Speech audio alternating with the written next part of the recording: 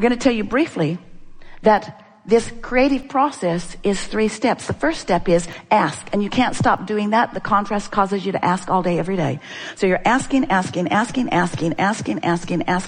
recovering for your sound, asking.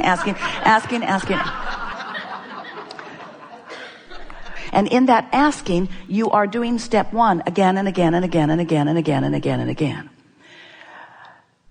Law of attraction and your inner being, that which man wants to call God, that which is source energy, is there with what you've asked for, experiencing that highest frequency that you have discovered, the frequency of love and appreciation, the frequency of expansion. So here is this vortex version of you. So step 1, step 2 happened without you even really knowing that it happened. It was just a consequence of being focused out here on the leading edge of creation. But step 3 is really the step that we want you to focus upon all day, every day. That's the allowing part. That's the you becoming vibrationally resonant with what you've put into your vortex. And that's the part that's a little tricky for you, because it's not easy for you to be standing where you're standing in the absence of something that you want and be a vibrational match to the presence of it. And the reason for that is because you've become so enamored with physicality that you sort of want to see it and then believe it. And we want you to believe it so that you can see it. We want you to understand that when you are able to feel yourself by caring about how you feel to the resonance of what you've put into the vortex, that when you practice that for a little while until you know it, until you own it, until you are it, that then this wonderful thing happens. What's in your vortex begins to reveal itself to you. You begin to realize it. Thoughts begin to occur to you. Impulses begin to occur to you. Your timing is good. You rendezvous with people, places, things, events. All kinds of things start happening. There's a synchronicity, a cooperation.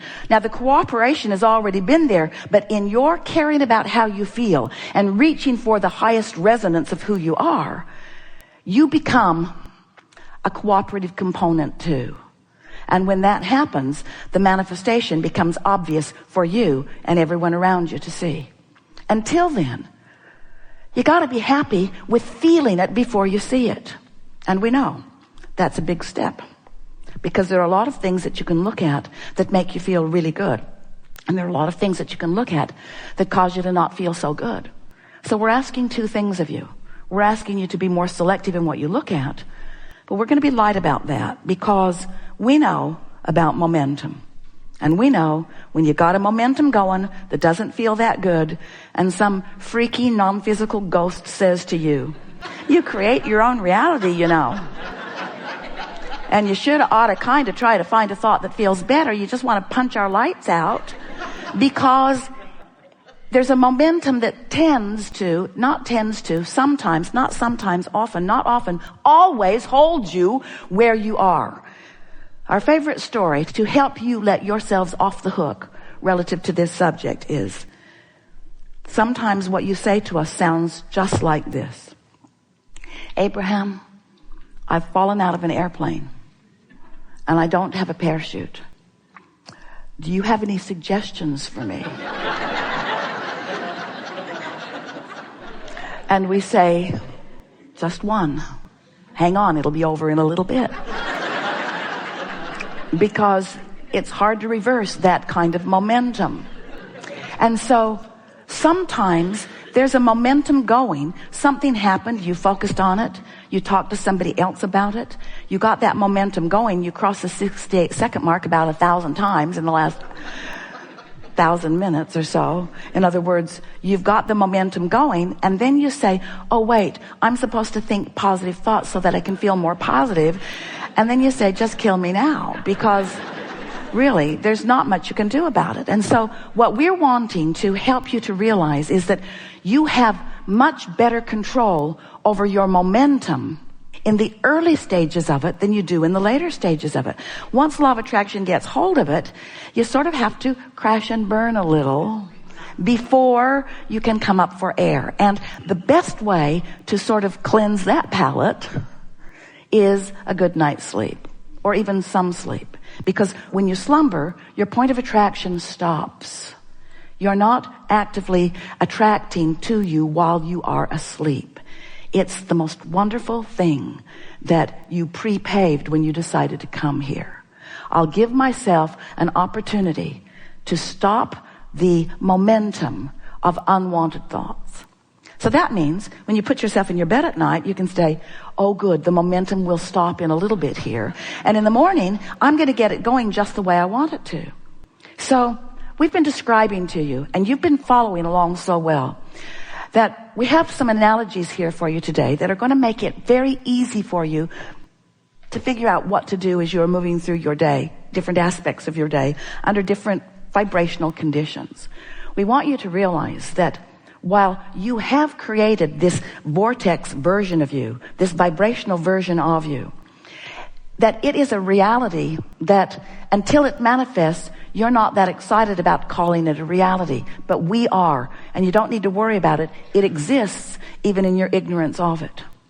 So if we can convince you that it exists, if you can just sort of take that on conceptual faith, you haven't proven it to yourself yet, but you understand the laws of the universe. The laws have shown themselves to you in enough ways that this is logical to you. If we can convince you that there is this vibrational version, then the only thing that you are wanting to be aware of is what is your right now, because of what you're thinking and speaking, because of what you're saying, whether you're remembering it from the past or focusing on it in the present or anticipating it into the future, whatever you're doing with your mind right now is causing you to choose some relationship with some vibrational versions that you've set into motion. So we began describing to you that while this vortex is there, and we said to you, get in the vortex, become a vibrational match with your vortex. Now we are saying to you the same thing in a little bit different way. Understand what your point of attraction is, which is the same thing as saying, understand what the vibrational frequency is that you're offering, which is the same thing as pay attention to how you feel right now. Because your emotions are letting you know the vibrational relationship that you have with this furthermost expanded version of you. So we want you to get the mental picture that there is a vibrational version that you've set into motion, and that as you stand in your now, depending upon what you're speaking about or feeling about or thinking about, you are establishing a relationship with this vortex version. But we also want you to know that when you're in a bad mood, you're launching a vortex version too. When you are in fear, you're launching a vortex version. When you're in joy, you're launching a vortex version. Now, the only vortex version that is being tended by us is that high frequency, that high flying, pure positive energy vortex version. That's where we reside, in a place of non-resistance. So when you launch one of those rockets, and we recognize it as that new expansion of you, we achieve the vibrational frequency with it, and we maintain. And it's important for you to know this. We maintain, we're talking about source energy, we're talking about your inner being, we're talking about all who love you, maintain that high frequency that you have achieved through the life that you have carved out. And it's like shining that frequency so that you will know it when you feel it. And equally important, you will know it when you're not feeling it. In other words, you will know by the way you feel your vibrational relationship with that vortex version of you.